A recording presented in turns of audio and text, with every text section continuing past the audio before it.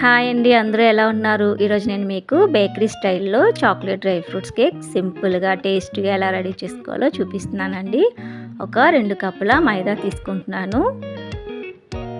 తీసుకొని దీన్ని బాగా జల్లించుకోవాలి. ఇలా ఈ విధంగా జల్లించుకొని ఇప్పుడు ఇందులో ఒక 2 స్పూన్ల కోకో పౌడర్ వేసుకొని ఇది కూడా జల్లించుకొని పక్కన పెట్టుకోవాలండి. నేను ఏ కప్పుతో అయితే మైదా తీసుకున్నానో ఆ కప్పు ఫుల్గా పంచదార తీసుకున్నానండి.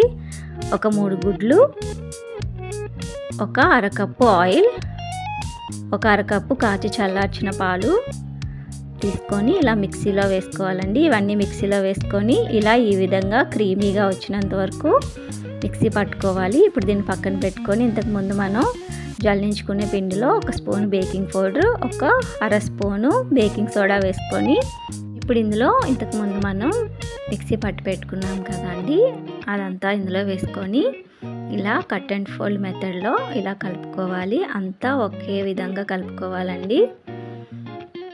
చూసారు కదా, ఈ విధంగా కలుపుకోవాలి.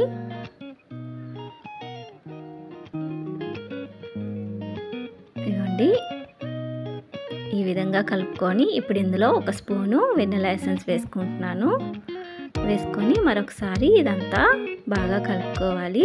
మరీ టైట్గా కాకుండా మరీ లూజ్గా కాకుండా ఇక్కడ నేను చూపిస్తున్నట్టు ఈ విధంగా కలుపుకొని పక్కన పెట్టుకొని ఇప్పుడు కేక్ గిన్నె తీసుకొని అందులో కొంచెం ఆయిల్ వేసుకొని ఇలా గిన్నె మొత్తం అప్లై చేసుకోవాలి. ఇందులో కొంచెం మైదా పిండి వేసుకోవాలండి. బటర్ పేపర్ ఉంటే వేసుకోవచ్చు, లేదంటే ఇలా మైదా పిండి వేసుకొని గిన్నె మొత్తం అప్లై చేసుకొని ఇప్పుడు ఇందులో కలిపి పెట్టుకున్న కేక్ మిశ్రమం మొత్తం ఇందులో వేసుకోవాలి. వేసుకొని ఇలా 4 వైపులా ట్యాప్ చేసుకోవాలి.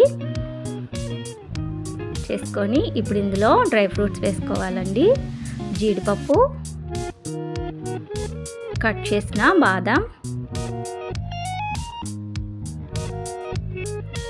టూటీ ఫ్రూటీ, ఇలా ఇవన్నీ వేసుకొని మరొకసారి ఇలా ట్యాప్ చేసుకోవాలండి. స్టవ్ వెలిగించుకొని మందంగా వెడల్పుగా ఉండే కళాయి ఒకటి పెట్టుకొని అందులో స్టాండ్ పెట్టుకొని కేక్ మిశ్రమాన్ని అందులో పెట్టుకోవాలండి. ఇప్పుడు మూత పెట్టుకొని మంటని లో ఫ్లేమ్లో పెట్టుకొని బ్రేక్ చేసుకోవాలి.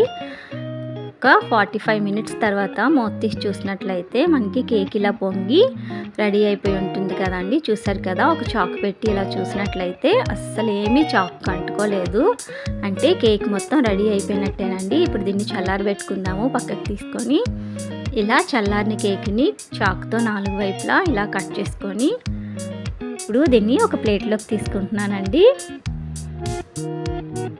ఇలా ట్యాప్ చేసుకొని ఒక ప్లేట్లోకి తీసుకుంటే రెడీ అయిపోయింది. చూసారా, చాక్లెట్ డ్రై ఫ్రూట్స్ కేక్ ఎంత చక్కగా వచ్చిందో.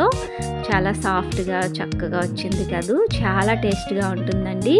ఇంట్లోనే ఈజీగా రెడీ చేసుకోవచ్చు. మీరు కూడా ట్రై చేయండి. ఈ వీడియో నచ్చితే లైక్ చేయండి, షేర్ చేయండి, సబ్స్క్రైబ్ చేసుకోండి. Thank you.